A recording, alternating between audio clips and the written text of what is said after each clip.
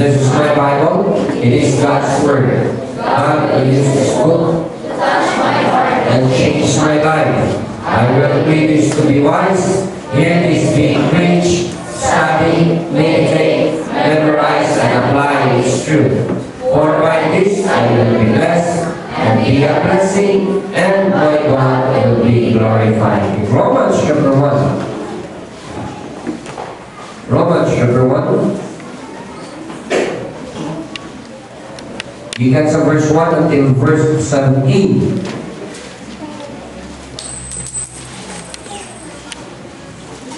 I want you to understand this morning that missions is in the heart of God. Missions is in the heart of God. Verse 1, tawad sa 17, sama sa itong naandan na pagbasa. Ako ay magbasa sa verse 1, then kamu sa verse 2, at kumagbago tawad ka sa verse 17. If you are in your Bible in Romans chapter 1, you can say that. Verse 1, the Bible says, Paul, a servant of Jesus Christ, called to be an apostle, separated unto the gospel of God.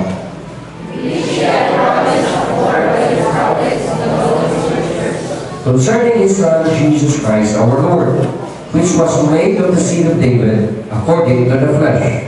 And declared to be the Son of God in power, according to the Spirit of holiness, by the resurrection from the dead. And by whom we have received grace and apostleship, for obedience to the faith among all nations, for his name.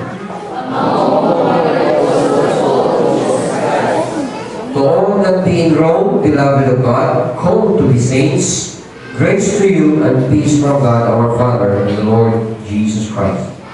First again, my beloved Lord Jesus Christ, for you all, that every day is spoken of throughout the world. For God is my witness, whom I have served with my spirit in the gospel of his Son, that without ceasing I may mention of you always in my prayers.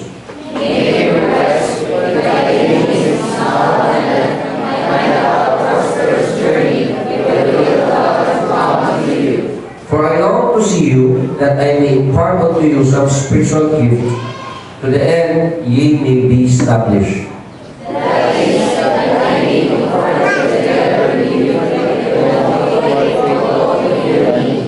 Now, I would not have you to be ignorant, brethren, that oftentimes I purpose to come unto you, but was led hitherto, that I might have some fruit among you also, even as among other Gentiles.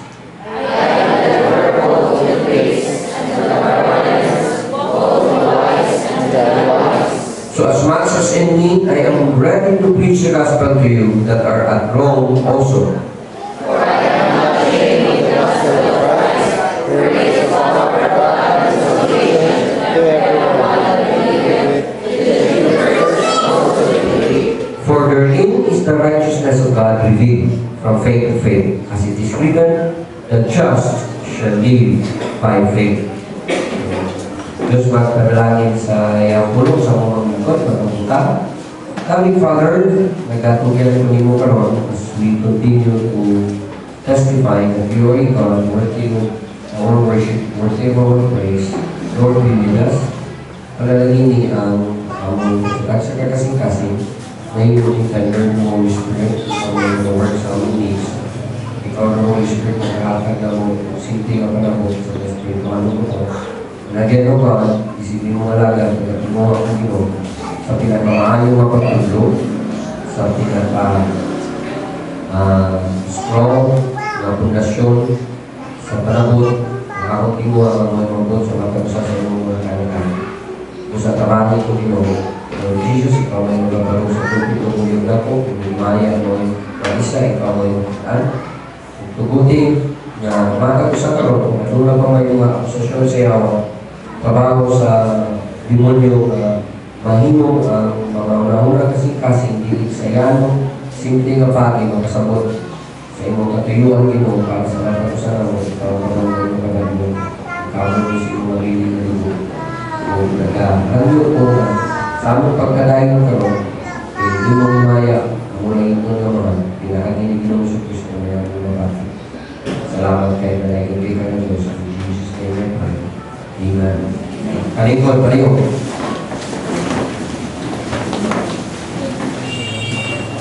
So when we think about mission, another word na mission means going into a far country or coming from a certain country or a certain place, going to another place, bringing something na ay kinala o na ay himuon para sa betterment of both parties.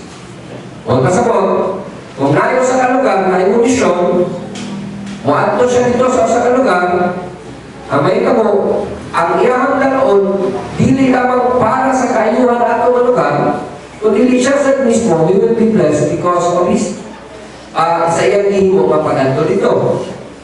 So, ang misyon sa iglesia, sumala sa Ginoo sa Bible, it's about primarily the example na giset ni Jesus Christ na nila to. Ngayong gibiyaan ang iyang trono dito sa langit niya sa kalibutan. Just for us, na makaangkon o kasiguruhan sa kaluwasan na mabot atong kamatayon padulog ka sa langit. Mauna siya yung classic example of mission. Na na Diyos na gibiyaan niya ang iyang exalted position. Gibiyaan niya dito ang langit, natiin ang tanang mga anghel, every time ang iyang presence, na sa iyang presence, dili mo hunong araw nagdahil niya. Ibiyaan na niya, niyan siya sa kalibutan, ginagayagaan, wala tuohi, ibinuangan, para lamang, kung mutuo, musalig ka sa iyang kamatayon dito sa cross sa Calvary, you can have eternal life. That is mission. Pero, kung man naman na, nag-iimo ni Ginoong Jesucristo, sa dihang si Ginoong Jesucristo, ibalik siya dito sa langit. Ang tinguhan niya, there was a story I have ako naling na kwento sa inyo, na when Jesus Christ, after sa iyang resurrection, sa iyang ascension, pag-abot niya dito sa langit, he was met by angels. Hindi pa magkala siya sa mga angel na magkala sa iya. This is just a story that is not in the Bible. Usa sa mga angel na mag-aala sa iyan, Lord Jesus, sa imong gihimo dito sa kalibutan para sa tao, unsa may imuhang plan para mahibawaan sa tibuok kalibutan na salvation, katong imong gihimo dito sa cross, salvation na to sa tanan ng utuon mo. Iingon si Jesus Christ, nagbiling ko ito kung dusi ko po. Biling ko siya, kamata. Ingon ang sa kay Lord Jesus, mangutana na kung kadayo na, kaluap ha. What if, katong dusi, they would not tell of what you have done dito sa cross of Calvary? What are your, kung saan mo may imong plano aside from that? Yes, in Jesus Christ, I have no other plan. Except that. Wala na yung plano. Hindi ka na lang. Na pinaagi sa 12, the gospel would be preached o maabot sa timong kalibutan. Mauni na yung kapunan ko karoon. Because of the faithfulness of the 12, the gospel has been brought throughout the world. Nadala sa timong kalibutan, pinaagi sa faithfulness sa dusi ko. I'm telling you, usaaling sa produkto sa dusi, mausi, Paul. Si Apostle Paul. Apostle Paul, kung imong i-trace ikan sa dusi, third generation na siya. Third generation na siya, ikan sa dusi. Kay naay nakadungog kang Peter, na si Stephen, ay si Stephen, mawali na nungtan ni Paul. Nga sa dihang, nakadungog siya ni Paul, as Paul kang Stephen, wala pa yun sa pagdaling nito until personally Jesus Christ met him in the road of Damascus.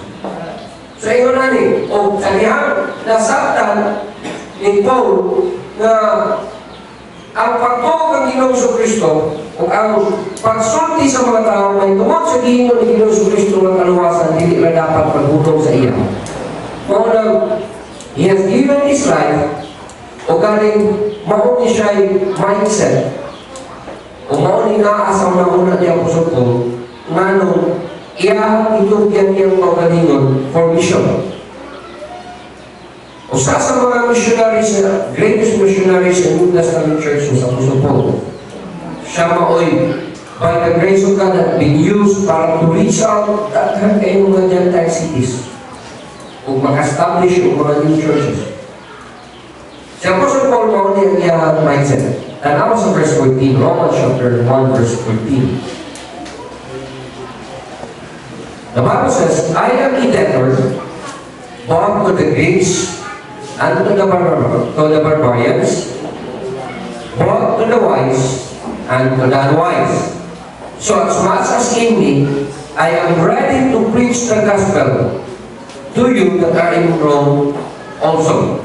Dalawa, bukang gani sa Rome, every true child of God, every believer is indebted, utangan. Makarelate ka ng utang. Basta utang galit, makarelate na na, kabaluta o sana. Karena utang, it means we have an obligation. We are obligated, naatay na dawatan, naatay ki-enjoy, naatay obligasyon anang atong nadawatan. Kung tinuod ka nga anak sa Diyos, tinuod ka nga nilawag ni Ginoo sa Kristo, nakaangkon ka sa gasa sa kinabuhi na walay katapusan. Mamatay ka, padulong ka sa langit. It's because imong ituhuan ang gospel. Unsa man ang gospel, pastor? Oh, the gospel is this one. Dalawa. In verse 16. Verse 16. Ituhuan mo ang gospel, for I am not ashamed of the gospel of Christ. For it is what? The power of God unto salvation to everyone that believeth. It means, ang maing balita niya na ay Diyos na nagpakatao in the person of Jesus Christ, na matay tinubog naman para sa itong mga sala. According to the scriptures, o sa dihang ang tao mo anak sa gospel, the gospel of Christ, yun ang Bible, you will have salvation. Makaangkon kang kaluwasan. So it means, kung tinuod ka na magtotoo, naakay na-enjoy ka ron, nakunan, na hikan sa Diyos, kung inabuhin mo ulit ang kapusan through believing the gospel. Pinagisin mo pagtuo sa may malita karon. Not only your indebted, unsa man, in 3 ways ka utangan, nakainutan, o obligado ka. Because you have enjoyed something, you have received something, nakailangunan, naigata sa imo, nakainagamit, kinahanglan, obligado ka. Una, you are obligated to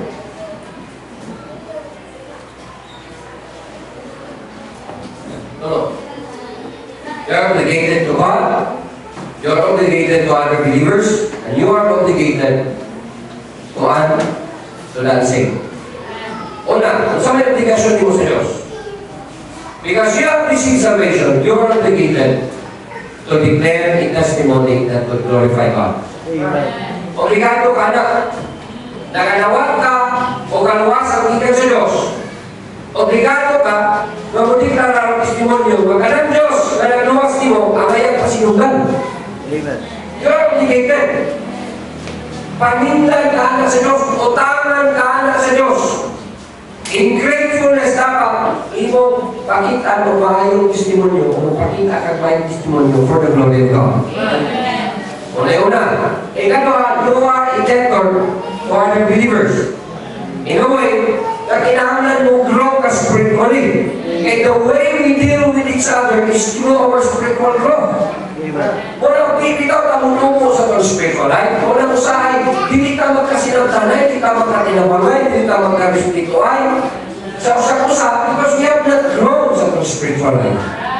Muna, hindi ka kamalungo pa sa ito, sige kang panaway, sige kang pangilabot, sige kang pangitang ikasulti na ni Mayo, hindi ka magkasinagtanay, because we have not grown sa itong spiritual life. Pero, mutungo ka, it means Kristohan nun, ang imong obligasyon kung i-fulfill. So you are obligated para sa mga matuto na mag-grow ka kay mo na ipaagi mo makik-relate kanila. Eh kaya mo, mo ni si Paul, you are, as I am a debtor, both to the Greeks and to the barbarians, both to the wise and to the unwise. Okay. Kanyang Greeks o barbarians, mauna siya ang representation sa duha ka klase na tao.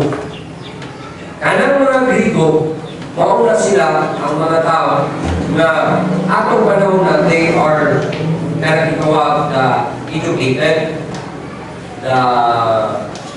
naay mga tawag panabot o labaw kaysa mga tawag barbarians. Karena mga barbarian, kung ayun ang kamo, mga barbari tayo, wala kitay sa palpa, walay dilidisin, iba. Mga unwise.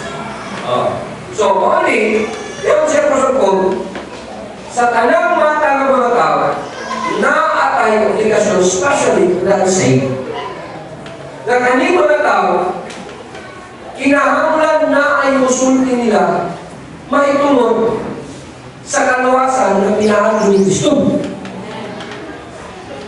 Ang makasulti naman anak, kung saan ang tao na nililuwas, maluwas, katulad ng luwas. Di ba ka piling muhatag o usa ka putaw, sa usa ka tao na wala ka nakapalagiyan. You cannot give something to others in that which you yourself wala. Pero if you really have something, you are obligated to give it.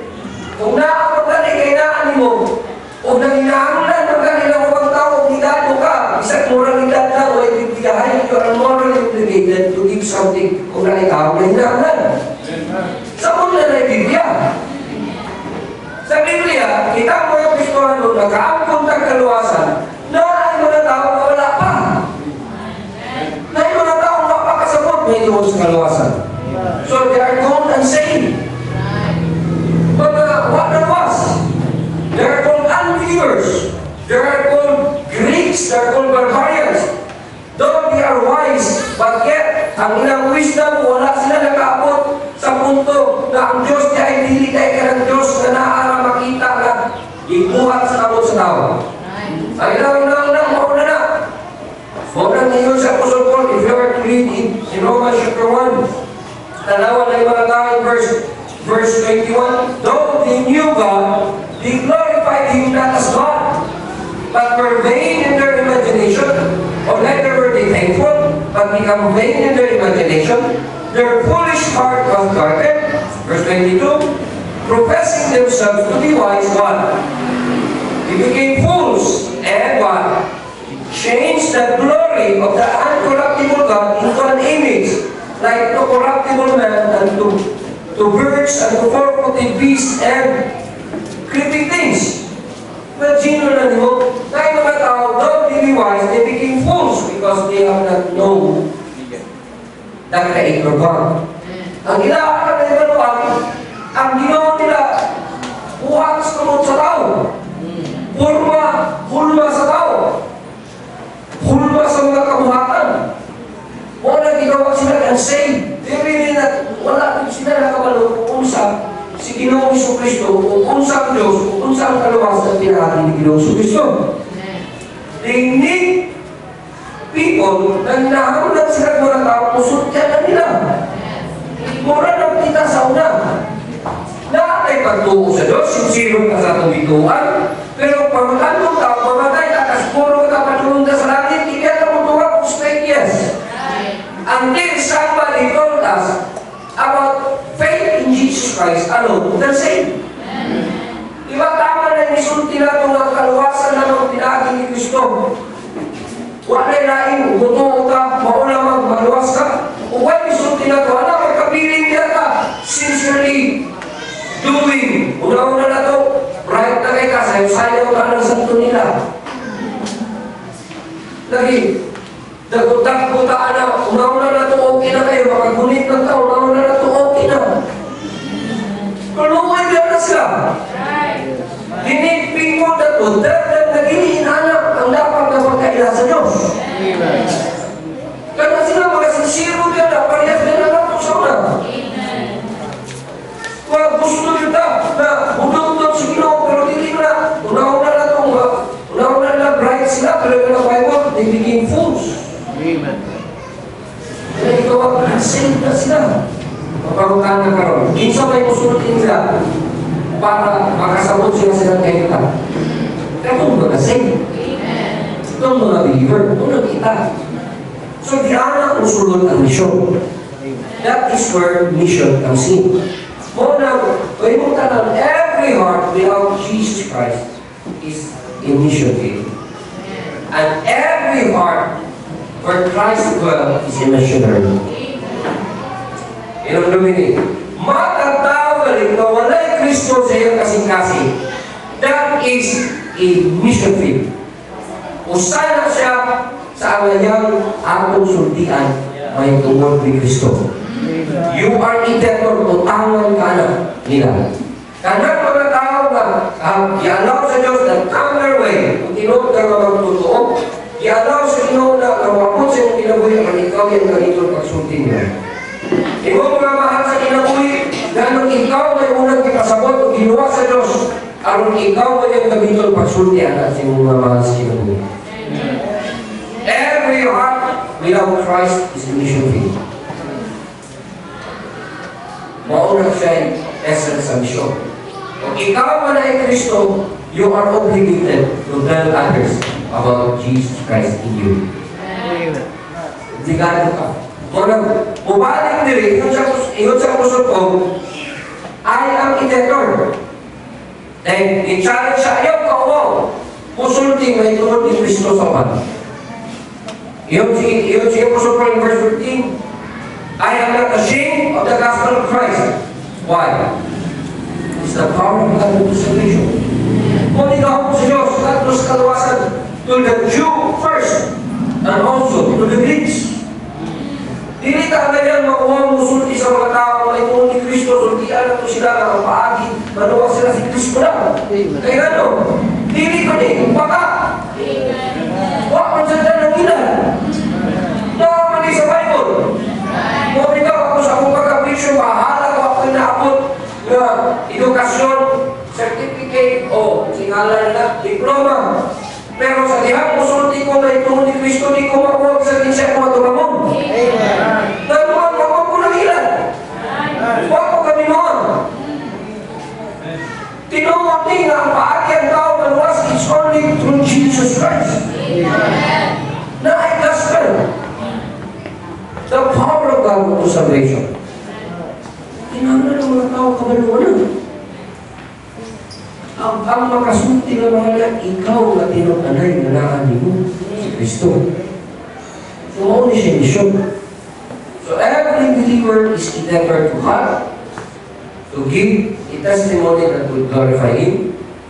You are endeavored sa matag kakristohano mo, pag kinahanglan mo grow ka, kaya it's only through our spiritual growth makarelate sa paaging na gusto sa Diyos na ito, pleasing sa mata sa Ginoo. And ikatuloy, you are endeavored to that same. Ikaw mo ipalinggan na nila. Try to imagine this. Kung nakay kauban sa trabaho, nakay classmate na ma-imperno, ikaw o iyang kanunay ka istorya. Ikaw mo ay kanunay niya kauban. Na wala ni mo sulti, may tungod ni Kristo.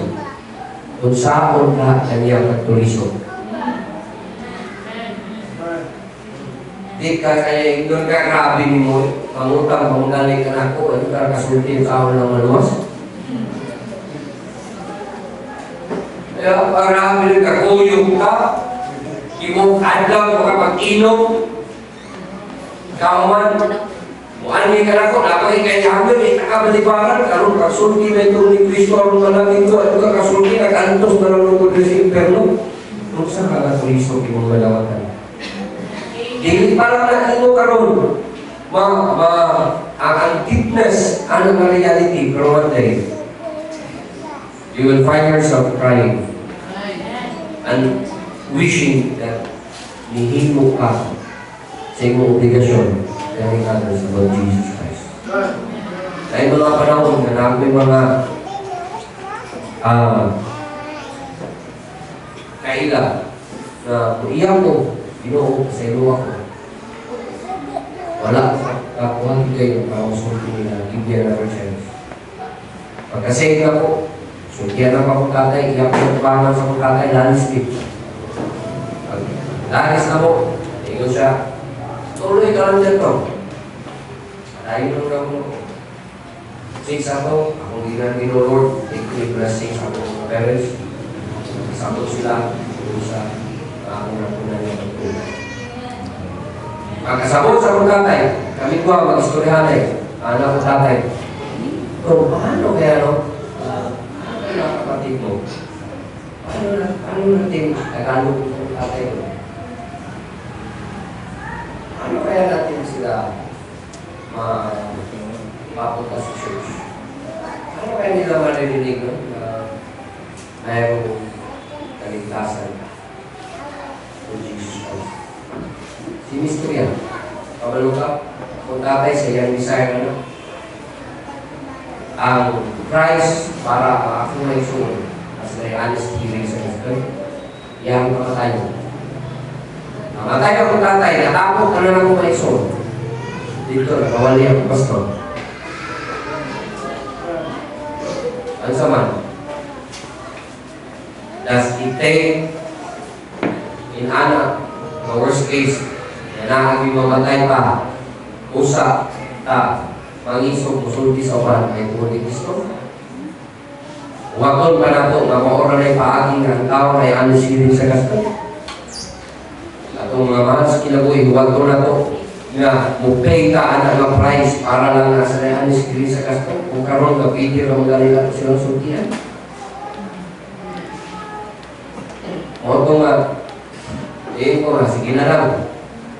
Ayaw lang ko na kung tatay dito sa langit. Pero nindot pa sa itong nagkuyo kami lugay-lugay. Pero ang bili para masave akong mga mahal sa kinabuhi was the death of my father. Since ato, wala yung binatako. Karang wala yung binatako para tawagan niya. Makadungog sila sa kasdan. Lately, God has been working sa kinabuhi sa kumaigsoon. Namatay ko ako pag-umang ko sa ito ko sa Cebu. Ang usa sa kumaigsoon, iyon ang pinamagawa ng iyon daw. Ngayon na, last video, ikaw mag-preach. Ikaw mag-share. Nag-share ko, pag-umang ko, gawa, kagumog, makabot sa dahil sa akong tatay, nakagumog sila.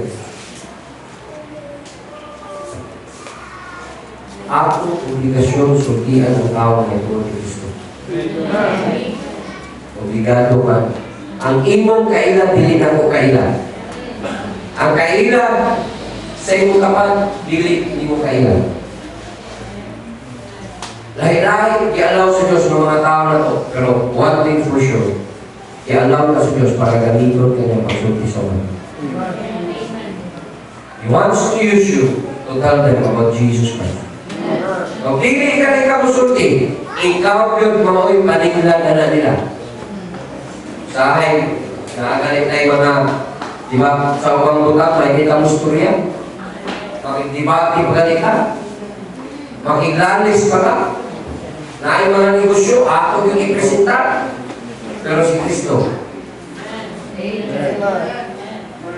No? Makiglanis yung tap. Kung ano ito na binilay, hindi ano'y, ang may nakakain mo ba, basketball si Juan natin. Mag-away pa ka man ito, pag sinikanay pa kaya, pinakamaayos si Juan yun. Pero kung isto ka rin ngayon ni Jesus, hindi yung Kristo. Paninglan ka na naman ako.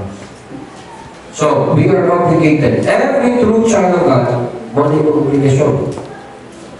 To God, to other believers, and to that same. Hopefully, ato nang masabtan. Here is where mission comes in. Karong pastor, dili man ko kay kayon o sulti sa akong mga mahal sa kinabuhi. It might be that God will use others para nila. Yang anak ko ba ang kapiling gamiton sa Diyos para nila?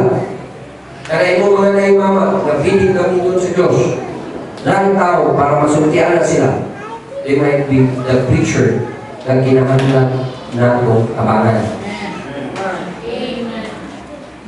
Mauna siya, musulod ang mission. Now, verita.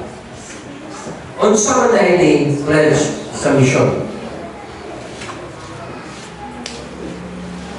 Unsa man na ka, I will involve myself in mission. Akong labuton, akong kagalingon sa mission. Inunani, kaning mission o faith promise offering, if you will get involved, kinahanglan mo masartan, dili ni something na i-collect di kanimo. Dili ni kulikon di kanimo, dili pagayon di kanimo. So, kaya na kayo obligated to the ladder sa sacrifice, pwede ikaw ay musulti. Pwede ikaw ay maadto dito sa Dalipuga, ikaw maadto sa Iligan, sa Cagayan, sa Cabalbaran, so ikaw, na mutabuka, ikaw pwede maadto Cavite, ikaw pwede maadto o Vietnam, ikaw pwede maadto Malaysia, ikaw pwede maadto musulti na ito mo ni Cristo. Pwede ka. Pero di man ka nikakahimuan na, hindi pa di mo suportaan. Ang kung wala na ito dito, para mo sulti. So, ang imong pagsuporta nila, daan na mo sunod ang faith promise na to. Kaya ang faith promise na to, muna siya para sa itong mission. Help. Muna siya ito ang mission offering. Kaya kanya itong mission offering, dili ni siya pangayoon, suluyon sa inyong parainos mission. Pwede mo din. Mission offering. Dili ni pangayoon para nito. Imuha ng desisyon. If you will give for mission, dili siya kulikon di kanyo. Ikadua, wala dili sa ninyo mo because na kay mga leftovers na mga kwarta. It's not because, nato sobra sa kumatay sa mission. No. Sa kumatay sa kung faith promise offering. No. You should commit yourself para mag-apag sa mission. So, what was about? Dili live over ang faith promise offering. Dili ko mo, kaya sobra ka kwarta, nihatag na kasi mo tithes, nihatag na kasi mo lang offering, anak mo sobra sa kumatay sa faith promise. No. God is not a God who desires leftover. Hindi pa kayo si Diyos sa atong ginobest. So, dili siya leftover offering, ha? Ang faith promise offering is not a leftover offering para sa mission. Dili na siya na sobra lang mo. Kinakalan mo, ito lang mag-pledge juga, maghimo juga kuligan, mag-involve para pag-reach our souls. Dili niyo yun na, wala ko tayo sa, gamay naman ko akong sobra, kaming gamay akong sobra, mga landing. Dili biya ang ginoo sa sobra. Ang ginoo sa permiro biya na siya. God of first fruits, God of best. Dili biya na leftover. Kaya ikatulo, kinamalan, if you pledge for mission, it is not to be taken out or taken away from your tithes or from your love offering. Huwag kasabot. Kung mag-faith, promise ka, dili kayo, ako tithes na doon. Then, let's say, 10 pesos. Ako lang 5 pesos ako tithes. Ako 5 pesos ako faith promise. Dili ingon anak.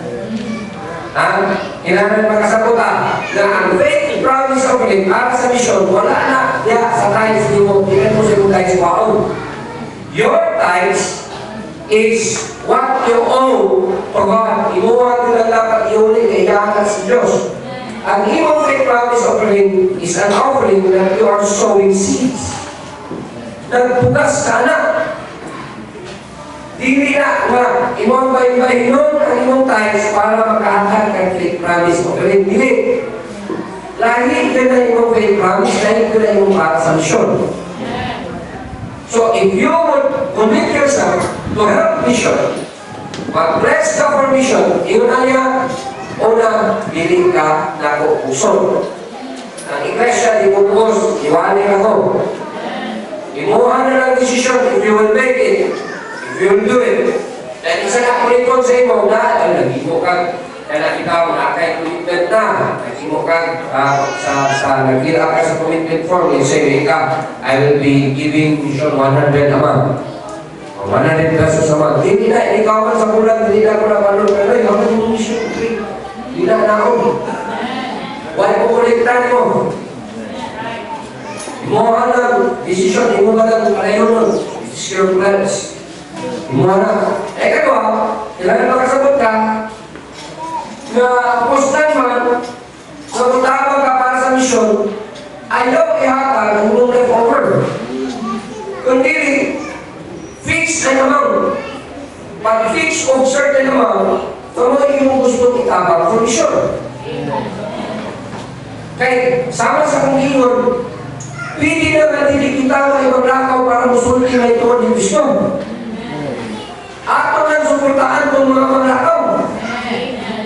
Katong mga musulti, sila na lang atong suportaan. So, naanatay tsansa na pwede na lang maka-enjoy sa oportunidad na nagbayad ka sa itong obligasyon na rin sa mga Christ by supporting mission.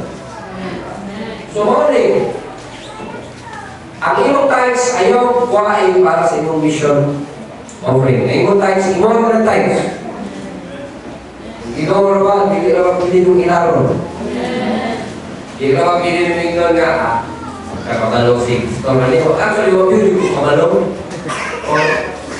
Every time you honor the Lord, after honor yung gano'n sa prayer, Lord, with these people na nag-honor mo, continue to honor them, and iyan yung pagdugang Ginoo because they are starting to show that they are willing to be good stewards.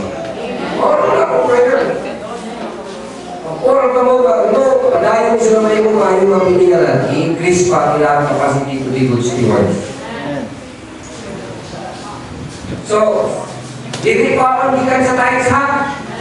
Faith promise. Offering is an offering. You are sowing seed. Nagpugas ka. So, muna, Jerry, to close up, karo mapunta, what is mission giving? Mission giving, it is between you and God. Imuha ng pakiksaan sa Diyos. Gusto kang mapugas o liso na naakay gustong aningon sa walakot. That is mission giving. Among mga naigyakuan, o bitaw lang i-increase na rin atong tapang sa misyon, ay nag-ampun ang rayo na pare-bayad sa hindi. Karon, mauli akong gihimo na nagkatong. Duhangan ako ang atong mission help sa mga pastor. Because we are asking God na ako p-desire ko, Ginoo. Isundan na rin ako na isang wala pa ni siging-siging karon, wala pa ni fast track karon, i-fast track mo anong katuo. Sige na biya ako, himo ani. Pero ako ni interesan na kayo Ginoo. Gusto kong magpugas o dugang. Kaya gusto kong makaaling o kato. Gusto kong magpugas. Yung kita muhatag sa misyon, unsa may rason sa Ginoo na ito, kaya ang tagaan o talangatan. What reason na kung piling isulti sa Ginoo, tagain mo. Kaya Ginoo, ay kayo mga yun, di mo makatag, sulay na mo makatag. Sinasay, makatag, may yun, dagko kaya hinatayuan, dagmay may kaginatagan. Mauwa ka sa Ginoo. Maunang between you and God. Pag iyong commitment, Ginoo, sagot na magpugas ko. Na ako'y desire, kung gusto magninyo, napalitan ninyo panasawa. Pugas mo mission, magaling ikaw.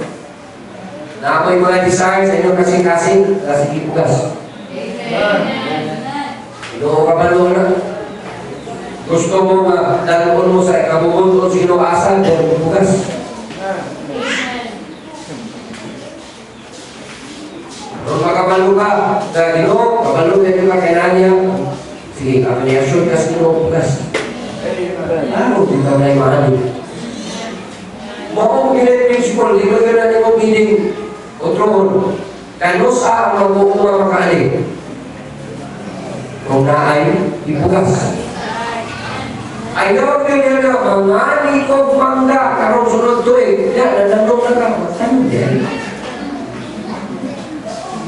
Parehas na itong sige reklamo. Sige, nung sila kadao kong luto. Ano sila kadao kong luto? Ako hindi ko kadao. Sige, ikaw pa, kadao mo na ikaw kadao ko. Kung ako hindi ko kadao, ha? So, na yung ticket sa ako palit ay ticket. Sinala ko palit ay ticket. Sa gusto ta, naiwan ko na pero wala ay gipugas. Gusto ta makani, pero wala ay gipugas. So, muna siya yung mission giving. It is between you and your God. Ikatwa, at ipakita sa inyo na your willingness, your liberality. That is in Philippians 4:18. Ikatwa, it is your measure of growth in faith. Maunay imo ang sutanan that you are growing in faith. Kaya as I have said, your tithes and your love offering, dahil ang faith promise offering. Kaya mo makita that you are growing in faith.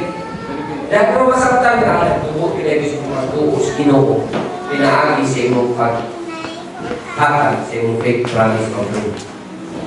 Because you believe, you are trusting God, na siya mo yung supply, siya mo yung muhimo, o na ang ngayon para nila. Di anak mo sulod ang continuous partnership ni mo sa Ginoo. Di ko nila kayo, duha mo din kapaagi aron ang tao kung enjoy sa iyahang pagtuto. Yung naman mo, believe on the Lord your God, so shall you be established. Imong faith, dahil sa Diyos, mo yung establish mo. So in partnership with God, then ikadwa, in partnership with the man of God. If you are to read in 2 Chronicles chapter 20, verse 20, you believe His prophets, so shall ye prosper. Ang prosperity uyong sa partnership sa inyong pastor. Baka bitaw na, ay mga Kristohanon, yes, grabe mo simba, wala sa simbahan, mga sa tayo, pero hindi nila partner ang pastor sa ilang mga endeavor. Establish lang sila. Pero partner lang nila ang pastor sa ilang endeavor, kaya ang musulod ang prosperidad. Kaya mo muna yung promise nyo, in partnership with Him, establish ka. Yes, maplastar ka kung totoo ka sa Diyos. Pag-faithful ka sa Diyos. Pero, if you are in partnership also with the man of God, ang may kamo na ay prosperidad more than establishment. Hindi dito sa kanto. So, we should be showing a continuous partnership sa Ginoo through our faith promise offering. Mabawaan mo na tubog kasi mo pagtuo na kasi mo faith promise. Then lastly, it is your declaration that you are accountable. O bayad kasi mo utang para na sa tao, utangin mo sa gospel pa. May ka, yes Lord, iila ko, hangan ko sa gospel sa mga tao. Hinahangan ako silang sultihan. Iwan ko kasulti personally pero ako suportahan ka ng mga tao kasulti. Ako silang kabangan. Muhatag ko para nila ang sulti. Na ako'y nadawagan bago na po sulat from Manuel sa Bangladesh. Manuel family.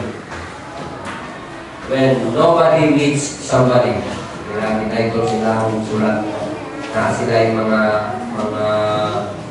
pag-nasig silang missions and friends. Nagtapang ka na nila. We have been a part of that ministry. Pumunta siya sa mission offering. Kumuna, nagpakita ka, you are a part of God's gospel plan. Ang plano sa Diyos para ang gospel maabot sa buong kalibutan. Niingon ka, Lord, I am a part of it.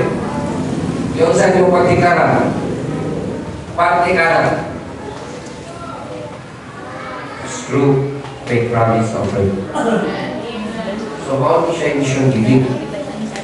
So, muna, karong wala na, musugot ta, inkrisan na to, ang kamo mula pagkakar ko fake promise, sulayin na ninyo kay inkrisan na to, atong fake promise, sa mga mission. Isa na. Yan, ay mga bagong foreign missionary na ako na nayang tabangan. Ako na natabangan. Kung mga naman ang tagtabang for 3 years, ano to? Naanap ko yung pag-uset. Pag di ba tabi hindi katabangan na hindi mo kukumit para sa fake promise. Gusto, wala pa ba yung kahatag? Pagka tinuod, wala yung tawag, wala yung kahatag. Naano kayo kahatag? Sahay. Ang tungkod ka rin, yung kagalingon. Hindi ka mahatag. Bisan kanina mga public. Somebody once said, a pauper can give like it takes if the heart goes with it. Mona, I know you can give something for mission. Dili na kami kinamala di kamusulti. Hatag na lang ka. That is mission giving. So, niya kapon, atong kalayo nun, gagawin purpose of mission. Purpose of mission. Hindi lang na magkita. Ang mga kanong mga bumaon, salamat kayo na yung hindi banan karon. Salamat sa mga pagkadayo ng kultura mo. Kung sa may magkakayanan mo sa tan, sa kaiglasya. Lord, tuloy mo, tawagin mo Ginoo na mahimubing mga tulungabing ang mga katawan mo kung sa among obligasyon, not only to give glory to your name by our testimony, not only desiring spiritual growth para sa among relationship with other believers, we are obligated also, Lord, to bring the gospel of salvation to that saved. Lord, hindi man ako ni Mahimo personally telling them about Jesus Christ, but we can do it by supporting those who are doing the same. Lord God, salamat kayo sa mangyahan ng mga kanabot na itungkol sa among bismahano ng kinabuhi. May kanabot na itungkol sa kahitan sa mga iglesia. Ang kanabot sa katuyuan mo sa among pagkailanan ninyo. So, Ginoo, karon nag-duol ko rin mo, nag-higyan ko sa imong mga kanatan. But I'm asking for your grace for everyone. Lord, you speak to each and everyone's heart that they will start to involve themselves and be pledged for mission.